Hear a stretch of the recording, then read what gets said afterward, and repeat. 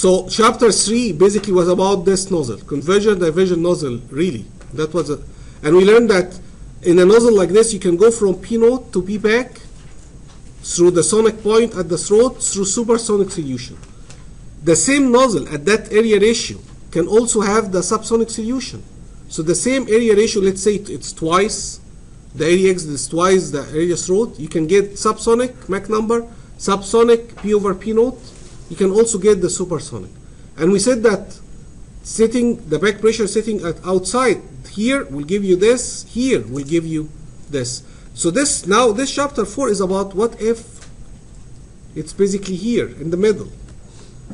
So supersonic flow is blind, right? He will come out as supersonic and he will not see that this pressure is basically not really low enough. But however, he cannot just keep ignoring that pressure forever. I mean, a blind person cannot keep ignoring the fact there is a wall in front of him. I mean, he can ignore it until he hits it, and then he will have to go right or left. So basically, the supersonic flow cannot ignore that back pressure forever. At one point, and that basically depends on how high that pressure, he will realize that I cannot keep going. There is a big wall in front of me, a big resistance. And he will turn from supersonic to subsonic. And it will happen immediately. So supersonic flow always just basically immediately realize that there is a wall. There's a high pressure. And he will basically, through a shock wave, go subsonic. And there will be a point of discontinuity like this in the flow. Before it's supersonic, after it's subsonic. And in this chapter today, we will basically solve that shock wave. If we know the stuff before the shock wave, can we get the stuff after the shock wave? Pressure, Mach number, temperature after the shock wave. Alright? So first, what are the shock waves?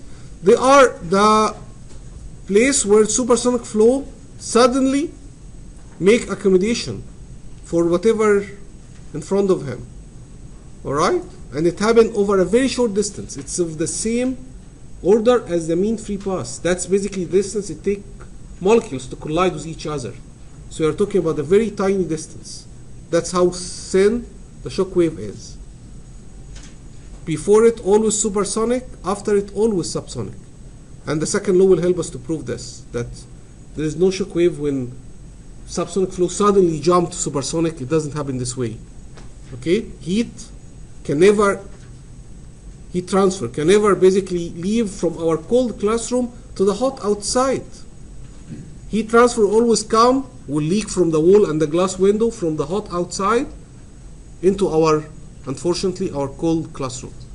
And then we have to spend a lot of energy in order to, in the AC, to actually pump it outside again. Why? Because second law will tell you the entropy will have to basically go prove that it will have to come this way. Same thing for the shock wave. We'll see it today. So when the shock is normal to the flow, that is a normal shock wave. That's chapter 4.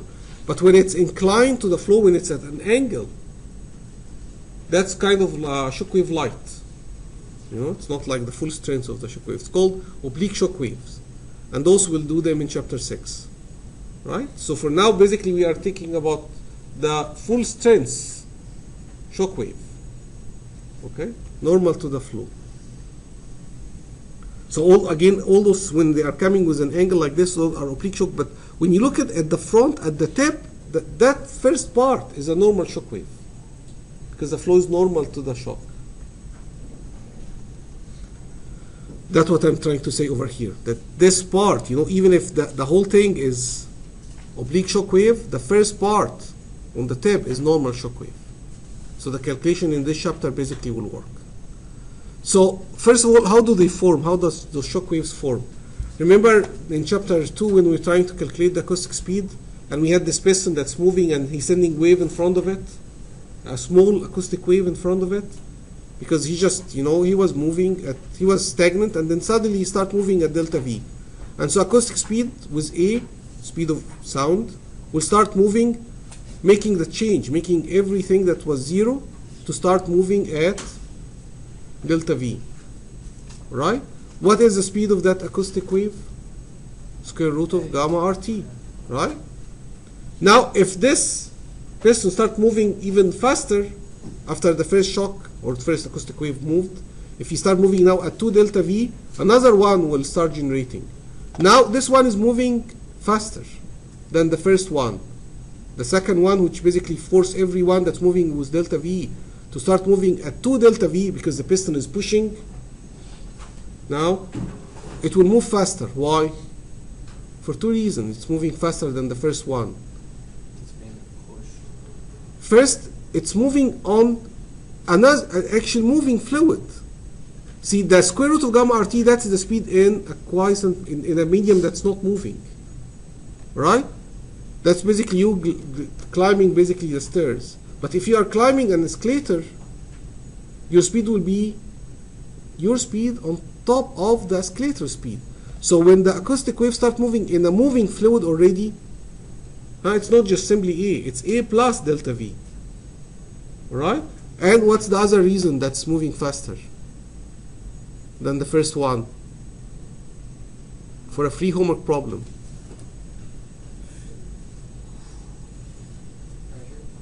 Excellent. What about the pressure? There's no pressure in front of it, there's less pressure in front of it. No, it's not that. It's moving faster because. What about the pressure? What does the pressure do? It gets greater. Huh? It gets greater when the air is moving. You're creating pressure in front of the piston. There's a pressure decrease. Say that again. There's a pressure decrease. It's allowed to expand, the density decreases instead of the molecules. Like if they're rigid. No. It's because the pressure behind that wave, the second wave, the pressure here is higher, and therefore, The back pressure is pushing it. no, the temperature is higher. And so the square root of gamma RT of the first one is different from the square root of gamma RT of the second one. The second one is already moving in a higher temperature. Right? So not only it's moving on an escalator rather than moving on the stair, it's also moving faster because the temperature is higher. So as a result, if this process continue and this piston keep accelerating, and you send another one and another one and another one, you can immediately tell that every one of them is moving faster than the one ahead of it. So what will happen if we wait a little bit longer? They will all catch up, right? And can they overtake each other or something? No, there's no such thing. But the limit is that they all, rather than small pressure increase, small acoustic wave, they will end up one big wave. So the point behind this slide is to tell you that anytime you have bunch of compression wave, they catch up. There is no way they don't catch up. It's basically as if you are bunch of people biking behind each other. The guy at the back always have less drag, and he will catch up the guy up front, as long as they have the same kind of energy level. Yang. So if you pump hot air into it, will it go faster? The higher the temperature, the higher the speed, right? So the square root is always, the speed of sound is always function of the temperature. The higher the temperature, the higher that wave. Very good. All right, so this will always catch up. This is not the case for the opposite. If you have bunch of expansion wave, they will never catch up. As a matter of fact, they will always spread. Why? Imagine, the piston was here and then he starts pulling. So he will pull, right? And the velocity behind him is basically moving in that direction. But still, there is a shock, not shock wave, but there is an expansion wave. A small acoustic expansion wave moving with A in this direction, in this way, telling everyone to start going backward.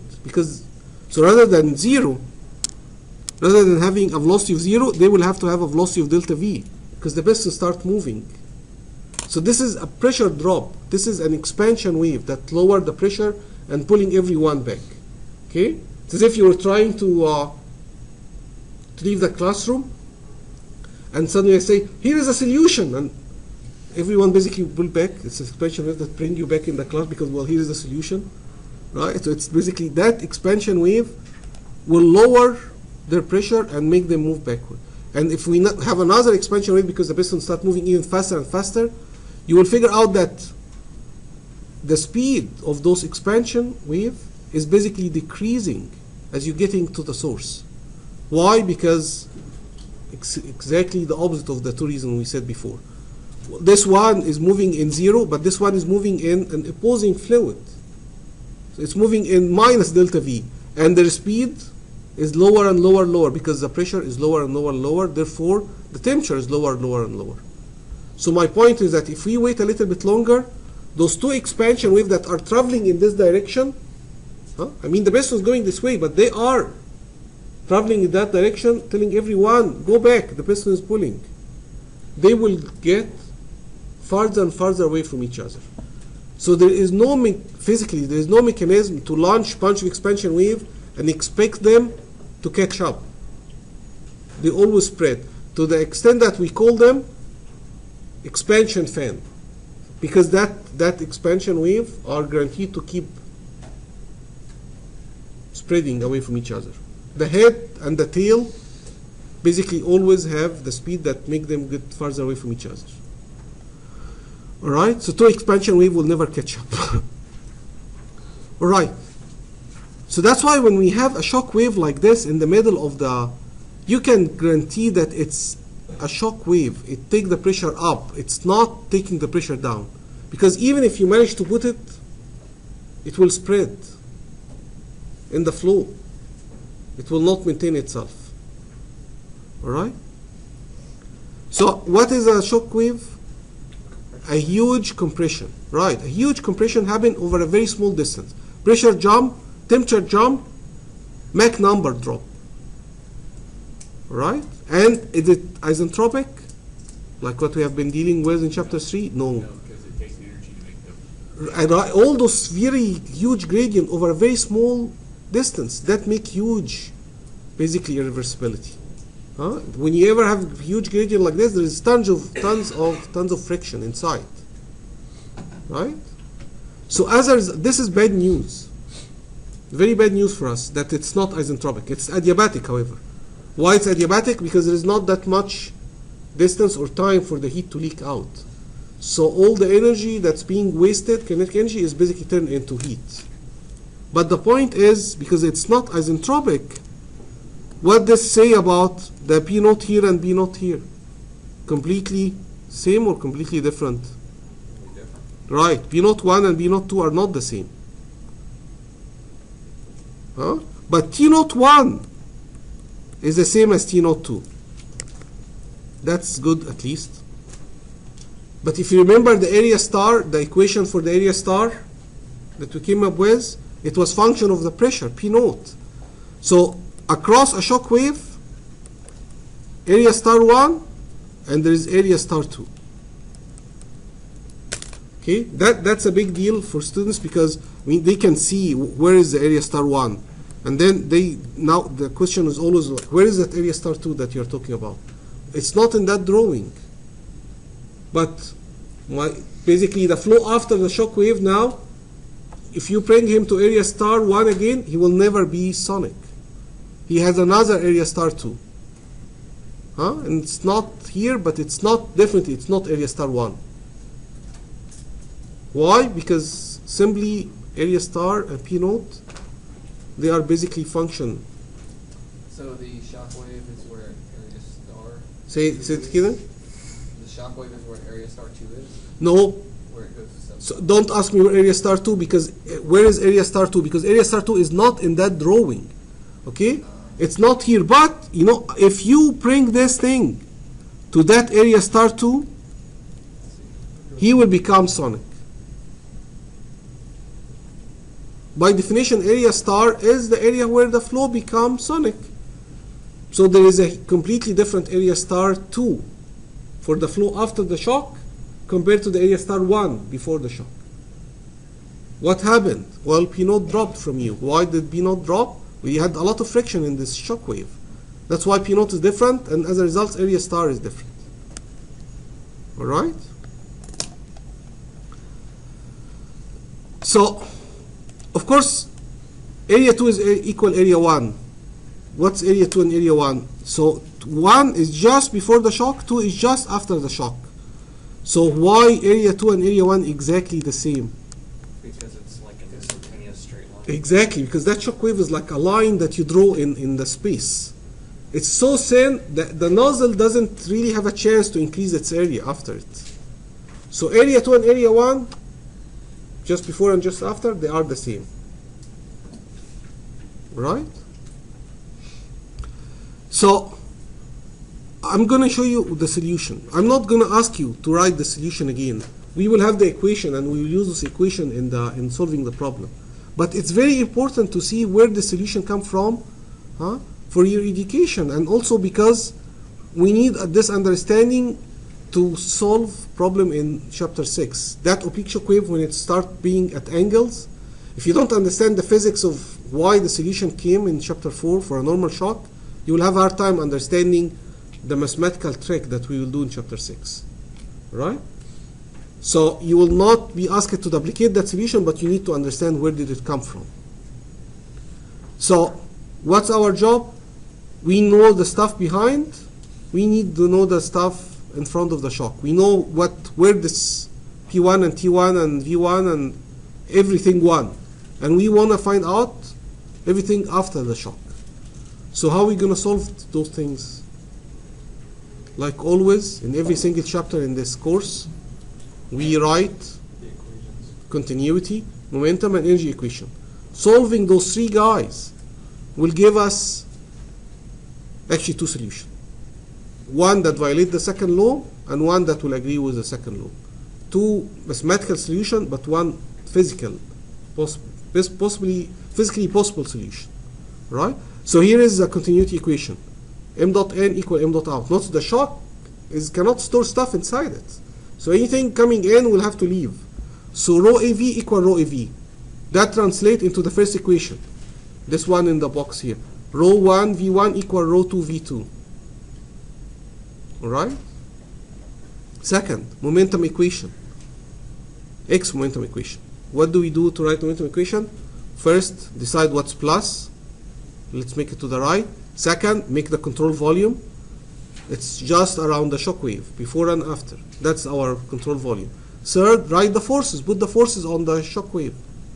I got P1 area. I'm not going to call it area 1, just area. And I got P2 area. They are different. P1 and P2 are different, right? Anything else missing in the forces? I just put two pressure forces. Anything else you want to put?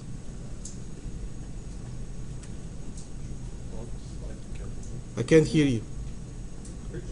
Yeah, you are tempted to think there must be friction. Not this nozzle is isentropic. Only the shock You is wouldn't have friction because the area is instantaneous, so there's excellent. no change. That's the reason. Because it's so thin, there is no wall area for the shear to act on. Right? So no. Only two pressure. And so the forces then is simply P area minus P on the same area. Equal to unsteady term, you don't see it because it's steady. M dot out, V out minus M dot N, V N. Actually, it's just the same M dot. So the momentum equation simply become P minus P equal rho V, that's M dot and M dot, multiplied by another V, multiplied by another V. So that's why it's rho 2 V2 square, rho 1 V1 square. Where is the area? They all cancel. There was area everywhere, they all cancel everywhere. That's the second equation.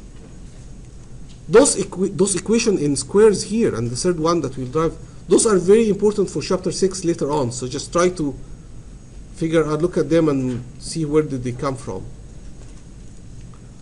All right? The third equation coming from the energy equation, right?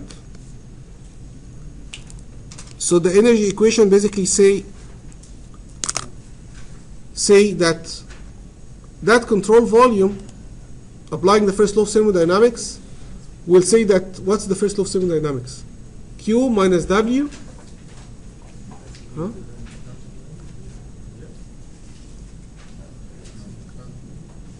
Didn't hear your question, sorry. I was just going to say that the first law of thermodynamics is very important to understand, right? So Q minus W equal to the change in energy output and input, right? So Q is 0 because it's adiabatic. W is 0. I don't see a fan or a pump or a compressor or any energy in. So it's simply M dot. This should be change in kinetic energy, change in potential energy, and change in enthalpy, right? this equation should have said, there should be a line here before it that say m dot delta H plus delta kinetic energy plus delta potential energy. The change in potential energy is 0 because let's assume it's horizontal, and even if it's vertical, it's gas. There is hardly any rho gz change in gas, but there is change in kinetic energy. He's going supersonic to subsonic. There's huge change in kinetic energy, and there's change in enthalpy. The temperature before the shock is really small, after the shock is really high. All right? Those things, when they are going for re-entry from outer space and they have a shock wave in front of them, the temperature behind the shock is so big, so the air outside is freezing outside in higher atmosphere, but after the shock is so hot that you can burn the space shuttle out of it, right? So that's why they covered the belly of the space shuttle with all those basically tiles, insulation, right? So that it can basically sustain all this really high temperature, right? So that temperature after shock is really, really big. So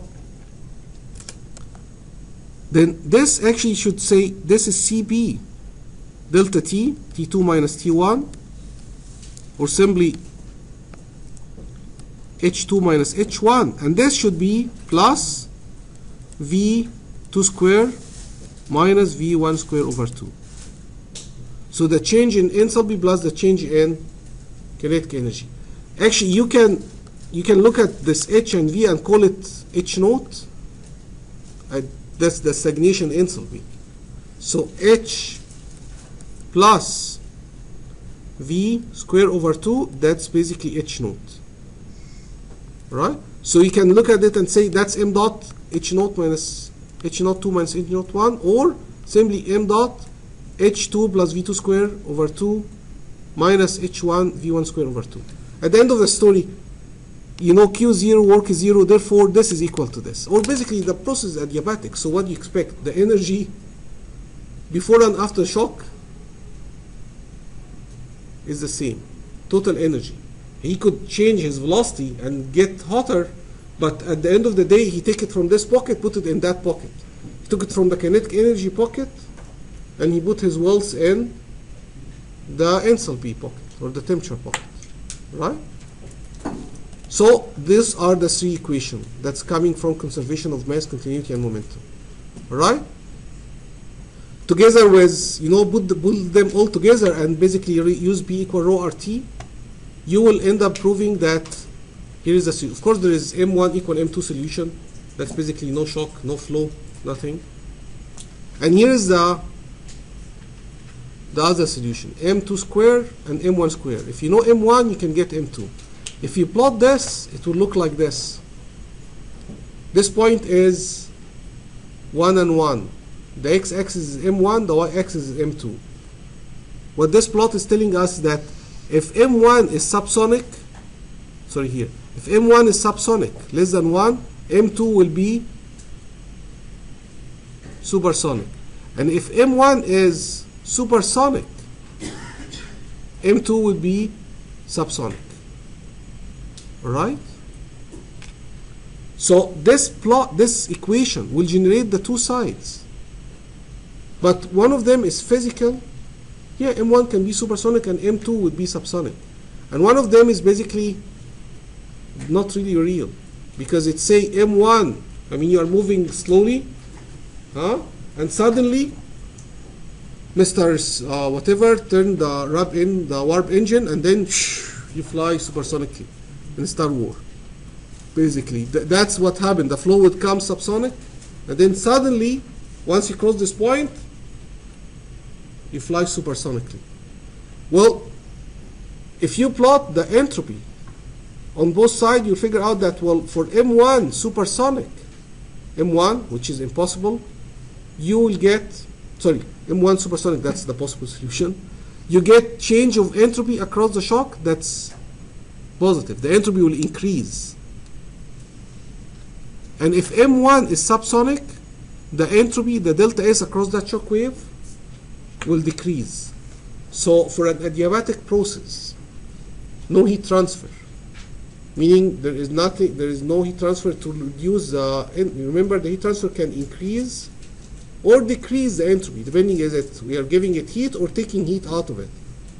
But if you kill the heat transfer, the only source for entropy change is irreversibility. And you have two choices, either 0 for a reversible process or Not possible. greater than 0 for a reversible process. So because we are adiabatic in the normal shock wave, the entropy can be either 0 if we have reversible process or greater than 0. And so obviously it's this side, and obviously basically M1 need to be supersonic for this to work, for the second law to place the solution basically. And we already know that there is no such thing as let's have an expansion wave sitting at one line. Because once you even if you set it up, let's bring all the magnetic waves and the lasers and everything and pull a sudden decrease in pressure at one point in space, it will spread. All right? So for all those reasons, we will only accept the supersonic M1 going to subsonic M2. All right? Once you have this, you can solve for the temperature, you can solve for the pressure, you can solve for the density. All those are in chapter 4. All those equations are in chapter 4, and they are in appendix. Appendix what now? C. So now we are in appendix C. So if you open appendix C, let's open appendix C together. And tell me what's the first column you see? Mach 1, right? Open appendix C. What's the first column? M1. And you will see that M1 is always greater than 1. It starts from 1 and go all the way up to, what's the max you got? Mach 10, huh? 10. You have from 1 to 10. M2 on the second column always less than 1. Well, Right? it starts at 1. Right, and then it go down the hill from that point. Right? So M2 can never, if you are in the exam and you reduce somehow after the shock supersonic Mach number, you know something went wrong. That's your first clue. After the shock, it can never be supersonic. Shock will always take you from supersonic, drop you to subsonic. Right? Then you have T2 over T1, and you have P2 over P1, right? You don't have T total. 2 over T total 1. Why? Because of the same. Because they are the same. If he have put them, he will have to say 1, 1, 1, 1, 1, and it will look really silly. Right? But you have P naught 2 over P naught 1. And you see that P naught over P naught 1 always less than 1. What does that mean? P naught 2 over P naught 1 is always less than 1. It always means that the reversibility drop P naught. So P naught is kind of measure of how reversible the flow is. If you keep it the same, P naught remain constant. That's what we did in chapter 3 when we had those isentropic flow in nozzles. But once you have any irreversibility, P naught will drop from you. So P naught 1 is the Stagnation pressure before the shock. Okay. And P naught 2, that's the stagnation pressure after the shock. Okay. All right? And how did he get this P naught 2 over P naught 1? He actually have P2 over P1 from this table, appendix C, and he have from appendix B, the isentropic flow, he know what's P naught 2 over P2. And he know what's P1 over P naught 1. So cooking those three equations together, he end up basically coming with that column. It's very convenient for us to have that column there. But even if he didn't have it, some books don't have them. Because he think, well, you will get P2 over P1 from the shock, and you can go back and get P naught 2 over P2 and P naught 1 over P1. Let me stress this point one more time. So the fact that we have a shock over here, and the loss of P naught, the fact that P naught is different from both sides, doesn't mean that P1 and P naught 1, both before the shock, are not related by isentropic flow tables. They are. What I'm saying is that if you have M1 and P1, you can get P naught 1 from isentropic flow. So just before the shock, everything is isentropic. And just after the shock, everything is isentropic. So there is also P naught 2 and P2, and they are related to each other by M2. Right? Very good. And there is one last column that you have, and that is P naught 2 over P1. Why would you have this? This is actually very helpful for your quiz next week, that column. Okay? So what is that column? It's basically the pressure P naught after the shock related to P1 before the shock. Why this weird combination? When would you ever hit something like this? Where would you ever need P naught 2 over P1? Well, imagine you are flying supersonically, and you had in an airplane, and you had this kind of pitot tube sticking out to measure the pressure. Well, this thing will be measuring the pressure after the shock. So if you have a problem or a quiz where you basically say there is this shocked pitot tube sitting in a supersonic wind tunnel, and the reading is this much. I actually give them this 1 year. Everyone assumed this thing is reading P naught 1. I mean, this is the pressure of the supersonic flow. But no, the fact that you put a pitot tube inside a supersonic wind tunnel, you can guarantee that in front of this thing, in front of the pitot tube would be Subsonic pressure wave. a shock wave. Okay? A supersonic flow will not just say, well, this is just a pitot tube, let's just keep going. No, he will always form a shock wave. Right, he will form a shock wave in front of it. He cannot turn around it without forming that shock wave, because he cannot see it. The fact that he see it, that generates the shock wave. All right? So my point is that the pitot tube sitting in the supersonic is actually measuring the pressure after the shock wave, while you are interested maybe in the pressure of the actual flow, because you want to see basically how far you are, how high you are, how fast you are moving, right? So this calculation, which by the way you can cook it by basically doing this, you know, if you just doing it like this, those two guys together, you get P total 2 over P1. That's what he did. But rather than letting you use those two equations together, he nice enough to actually put it in a column for us. P1 is not the stagnation pressure. No, if it was the stagnation, he will call it P naught. P naught 1. What's P1 again? Right, but if it's just P1, that's the static. Okay. When you see the note or the T, total or stagnation, we said it's the same thing. Don't get confused. When you see P naught or P total, it's the same thing. If you just see P1 or P2 without any O or T or anything, that is the static, which is a bad name, we agreed, right? And they actually should call it, in this course, we should call it the moving pressure. But anyway, it's the static pressure. It's the pressure of the moving air, and they call it the static pressure. Okay? Very good. So basically this appendix, or the equation that this appendix represents, is all we need to solve the shock wave. All we need is the Mach number, and you'll get all those guys. You know, if you tell me which row I am in, if you tell me the Mach number is 3, I will read the Mach 2, I will read the pressure, I will read the density ratio, the temperature ratio, I will get all those guys. Surprisingly, you know, a lot of students, you know, we will go to chapter 6 and they still don't know how to solve a shock wave. Although all it takes is which line you are in. You just have to figure which line, which is M1.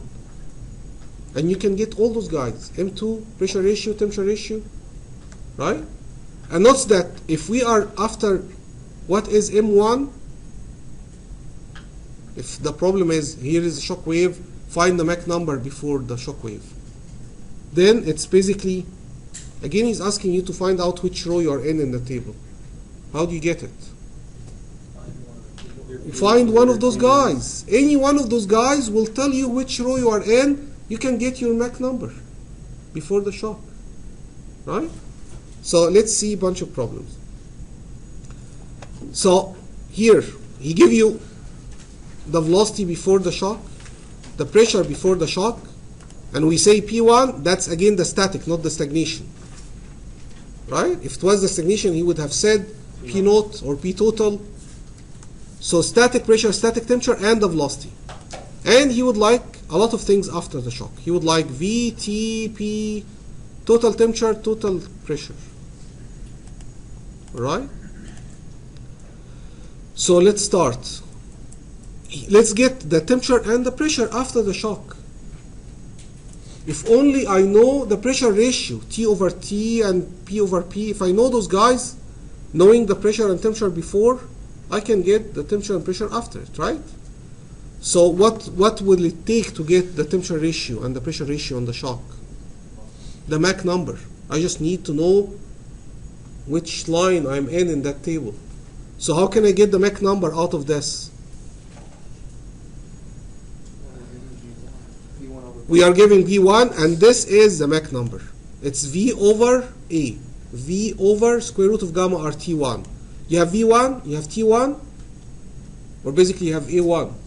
So you know M1. So from that M1, get the temperature ratio, the pressure ratio, right? And even the total pressure, because he was asking for B total 2. So you can even get B total 2. Is that a Yeah, let me write it nicely for you. So this is, I'm saying here it is B total 2 over B total 1. So the only question about B total 2 thing is that I can get this ratio from here from the table, but in order to get B total 2, I need B total 1. I was not given B total 1. Can anyone give me B total 1? I have P1, I need B total 1. What should I do? Well, if you have M1, go back to the isotropic flow. Excellent. And that's the point. That the fact there is a shock wave doesn't prevent us from using isentropic flow before the shock. Before the shock, P1 and B total 1 and M1 are related by this equation, or basically appendix B. Okay? Every time people come to my office hour basically asking, it's usually in this chapter, it's basically about this. It's this part. They don't realize that before the shock, it's isentropic flow. So P1 and M1, you can get P total 1, or B total 1 and P1, you can get M1, right? It's just isentropic flow before the shock. Very good. So this is basically the solution outlined, you know. M1, you can get M1, it's 1.578, and from that you can get basically everything else. Right, so now let's look at when it's actually sitting in a converged diversion nozzle, because that's all the homework basically. It's always sitting in, not just in a duct, but sitting in a convergent diversion nozzle. So again, what is area star 2 that will change in us? It's somewhere where if you take that flow, send it to that area, he will go sonic, right? So this shock exists because the back pressure is sitting here. He's not at the subsonic solution, he's not at the supersonic solution. He's somewhere in the middle. So as a result, the flow will become supersonic because you are lower than this point. If you are here, if your back pressure is basically here, it's subsonic and you're done. But if the pressure is here, the flow will be basically fooled into thinking it's low enough. So he will accelerate. And then at one point, he will basically have to realize the fact that it's really very high pressure outside. Okay? It's basically if you are driving without looking, you're closing your eye and driving on the highway, you cannot really, you can go as fast as you want supersonically, but at one point when there is an accident in front of you, your car cannot ignore the fact that there's a pile of cars and you just have to crash in it, right? And the bigger the pile, the earlier you will crash into it, right? So as the pile gets bigger and bigger, you will crash earlier and earlier. So this is kind of what happened here. The pressure is really high, and a lot of molecules are piling up, just like cars on the highway. They are piling up and they're slowing down because of that back pressure. And so the more the pile, the earlier this will happen. So what I'm trying to say is that if that back pressure is even here, is a little bit higher, what will happen to the shock wave? Right inside the. Excellent. It will move even a little bit upstream. Okay? It will move closer and closer upstream. All right? And if you take it lower, it will basically go like this. And why am I trying to make it taller and taller as I'm going farther downstream? See, I'm not trying it. I'm not doing a good job, but you know, this is supposed to be shorter than this, shorter than this. It's getting bigger and bigger at the end. Why? Bigger pressure change. That's my question. Why the pressure change is bigger and bigger as the shock waves start to happen farther downstream? Because it happens all at once instead of spaced out. No, shock wave always happen at once. But what's the difference between happening here and happening here and happening here? What's the difference between those places? Area. No, not really. It's the Well, the nominal area is larger. that's okay, but that's not the reason why it's bigger and bigger in pressure. This is a plot on pressure, not an area. Bigger difference in the subsonic and supersonic. The Mach number is bigger, right? So this Mach number is bigger and bigger. So the shock wave strength, which is the pressure ratio across the shock wave, is stronger. Look, if you don't believe me, look at Appendix C one more time and compare P over P at different Mach number. As you are going through that table, going higher and higher Mach number, look at P2 over P1. It's fast, very big. It's getting really big, right? So a very strong shock wave happen at higher and higher Mach number. Not just the pressure is really bigger, pressure ratio, but P naught ratio drop like a rock as the Mach number get higher. So at higher and higher Mach number, there's a huge drop in the P naught. And as the shock wave become weaker and weaker, the limit is shock wave at Mach number 1. Shock wave at Mach number 1, that's a sonic wave, that's not shock wave. You'll find that it has basically same pressure ratio. So at M1 equal 1, P over P is 1 and P naught over P naught is 1. Basically, there is no drop in pressure. There is no change in static pressure. All right? Okay. So we got all the physics. Now let's see, see what's the equation that we need to solve this. Why in 1.02 is slightly above Mach 1? Is it still P naught 02 over P naught 1? It's still 1. Is that just a rounding? It's gotta be. It's just rounding, right? It's not Because if you look, the next one's 999. Right. It's just rounding. Okay, guys. So we understand the P naught will drop from us, and we understand why the area star will change of us. But maybe we don't understand this. This equation, you cannot get away from it in the solution if there is a shock inside a nozzle. This is very useful. Every time you have a shock sitting inside a nozzle, this equation most of the time is really crucial to the solution. Where this is coming from, can anyone guess? M dot. When you try to write the M dot equation, rho AV, and instead of writing it in terms of P and T, you write in terms of P naught and T naught. And you even make it at M equal 1, you'll figure out that actually area star and P naught are related to each other by this equation. So this equation explained to us that the loss in P naught is a loss of A star, or a increase in A star, right? If P naught change across the shock, area star will change. That's why we have been always saying that across that drop in isentropic pressure, the area star will also change, right? And this equation also tells us that if you manage to get P total 2 over P total 1 from this table, from appendix from appendix C, if you know the Mach number and you get B total, it's also area star. So that, which column is it? The P naught over B naught. Is it the fifth column? Yes. Yeah. That fifth column, you should, in your eye, it's not just simply P naught over P naught. It's also, that's guaranteed, yes, they are the same. But it's also area star. So that column which say P naught over P naught, it's also area star over area star. And why do we care about those area star over area star? Area star is everything in chapter 3. If I ask you what is the Mach number at this place, that happen all the time, what is the Mach number now at the exits? You will have to tell me, I just need area 2 over area star 2. I can give you the Mach number. Where is the area star 2? Where you will get it? Well, you get it from this equation. There's one homework problem which he will ask you, what is the Mach number here? Just before the shock. Well, you need area 1 over area star 1. So area star is very important, right? And area star 1, you can, it's easy to see it in the table, in the drawing. It's area star 2 that we have a problem with it, because we don't see it and we don't know where to calculate it. It will come from this equation. Right? Does this make sense?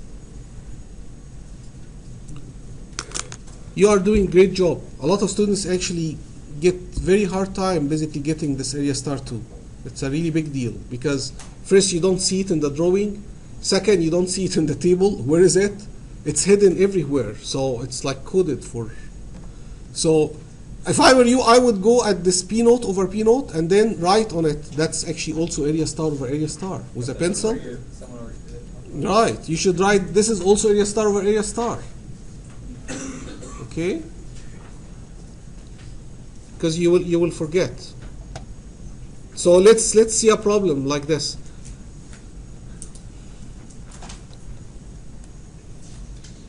Let's take this out.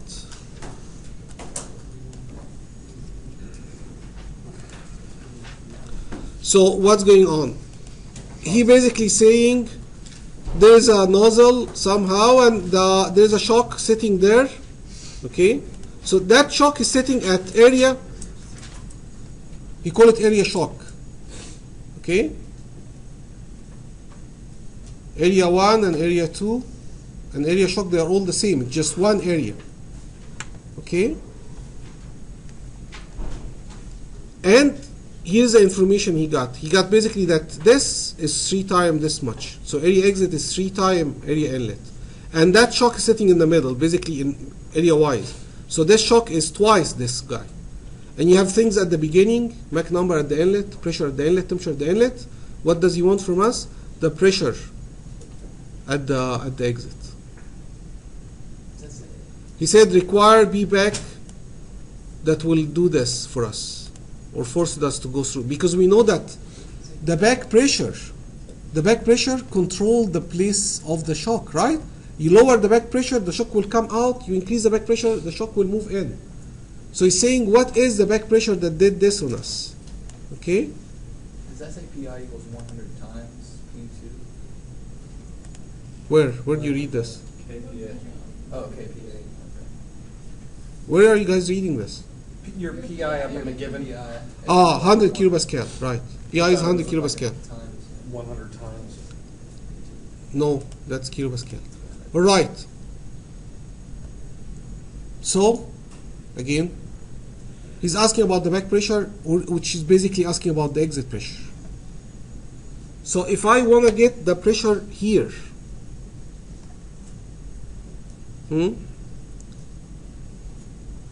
what should I do to get the pressure here?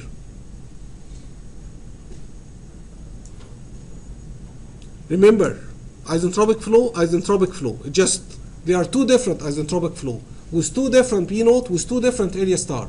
So just think about chapter 3 again. Forget about the shock for a second, and I'm asking you about the pressure here. You've got to solve for all your stuff in 2 to get your. What are all the stuff that you want to solve? Like here, what do you want here to get me the pressure? You need two things to get that pressure. You need A2 or A star 2. Sorry. That's too much. You're leaping forward. Just How dare I? I just want the previous step. You know, if I'm asking you to calculate the pressure at station exit, this station, what do you need to calculate that pressure? Excellent. All I need to get this pressure, if I want B exit, I need M exit and Gamma. No, not gamma. of course gamma, but gamma is air. We have it. What else beside Mach exit? B naught. Excellent. B naught. B naught 2. And then if I have those two guys, I will get B exit, right? Just like asymptotic flow. So now the problem is we want the Mach number and P naught at this station. Let's talk about the Mach number at the exit. How can I get this Mach number here? From the table. Of course, but that's not a good answer. The table using what? The equation. Someone else. What are you asking? No, I'm asking about the Mach number at the exit. How can I get this Mach number at the exit? And don't go leap forward and tell me, well, we have to solve the shock. Of course I know we have to solve the shock, but just at the end after we solve the shock, and what does it take to calculate the Mach number at the exit? What is the last line we're going to write to get this Mach number at the exit? Anytime someone asks you what is the Mach number, you should think about The fluid that's going to be. the 3 column in appendix B. B over P naught, T over T naught, or area over area star. Right? That's how you calculate the Mach number at any place. So at this station here, do I have T over T naught? Area over area star. Excellent. Jason got to the chase. You will probably get this from area over area star. 3 over 2. So Jason is saying if you know area exit over area star 2, you will probably be able to calculate the Mach number at the exit. Therefore, hopefully you will get B naught 2, we'll figure how. And then you'll be able to calculate the... This is how you solve those problems, okay? You cannot just, because you don't see the way forward, right? You cannot basically say, first let's solve the shock, then we will, no, you need to have the strategy. Right, so now, how we can get area star 2? Are you saying that we now have area exit over area star 2? No, we don't. That's why we want to get area star 2, Okay. so that we can get this ratio. How can I get area star 2? This. This is the only way you can get area star 2. This equation. Again, every time you have a shock setting in a nozzle, this equation is crucial. So this equation basically tells you that if you want the area stars, you will have to get the pressure ratio. And to get the pressure ratio, so this is coming from this, right? If we manage to get the pressure ratio, we'll be able to get the area star ratio. Now, how we can get that pressure ratio, P naught 2 over P naught 1? Basically, I'm asking you to give me information on the shock wave. Mach number and the initial pressure. Mach number at 2 and then going down to 0.4. no, Mach number at 1 is enough. If we know the Mach number at the shock wave, 1 is not the inlet. Mach 1 is the Mach number at the shock, just before the shock. So if I know M1 just before the shock wave, I'll be able to solve the shock wave, meaning I will get its pressure ratio, P naught, and that will give me the area stars ratio. So now, how we can solve M1? That's M star. Say that again. It's M star for the initial 2 star. Because of the shock wave. What's M star? I've never heard this before. What's M star? It's M at A star. Area over area star. Excellent. So Andrew is basically thinking again, when I'm asking him about M1, he basically jumped to appendix C. He jumped to those 3 columns in appendix C for isentropic flow, and he told himself, to get the Mach number, I have to use those 3 columns, either T over T naught, P over P naught, area over area star.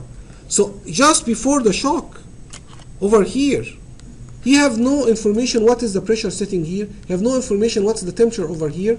The only thing that he know is that this area, Is equal to the other area. he know that this area is related.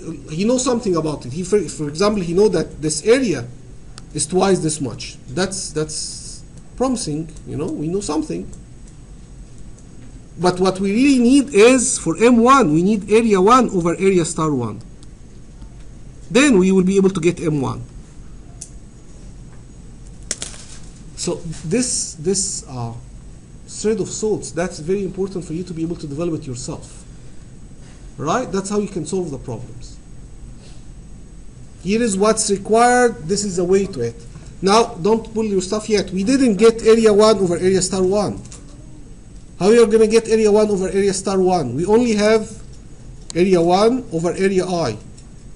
Can anyone give me area 1 over area star 1? Where is area star 1, by the way? At the throat. Yeah, where is the throat? Somewhere Somewhere over here, right? Because area I is basically, that's Mach 2. So area star 1 will probably be somewhere here. For a free homework question, for a free homework problem, can anyone give me area 1 over area star 1? You said that was Mach 2 at AI? Mach 2 is here, correct? Well, you could look up the area star for Mach 2, and then that would give you the area at I over Area star. And then you have area 1 over area I, you can get then area 1 over area star. What's your name? Bradley. Bradley? Bradley. Bradley, excellent. You had a free homework problem. Any problem you want, just tell me, I'll give you full mark on it.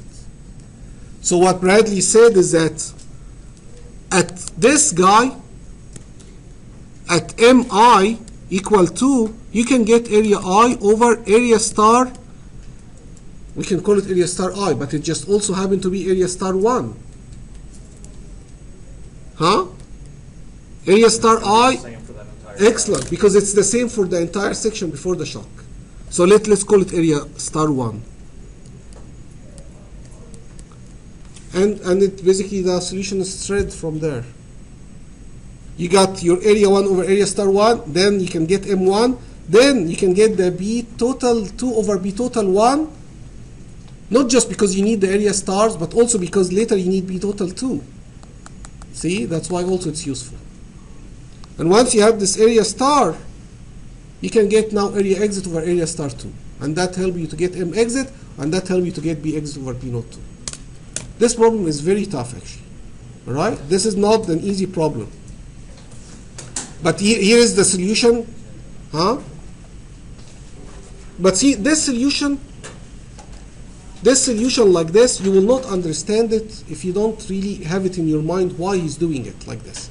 I mean, you can understand, well, Mach number is 2, so he is getting area star I over area star 1, and he's getting this, and then he's using that.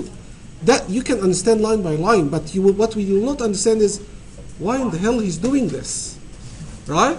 You will not get this part why he's doing this unless you start from the final line here. You start from the final line and you basically say, he's doing this from this, from this, from this, from this, from this. Right? So good luck in the homework. Yeah, thanks.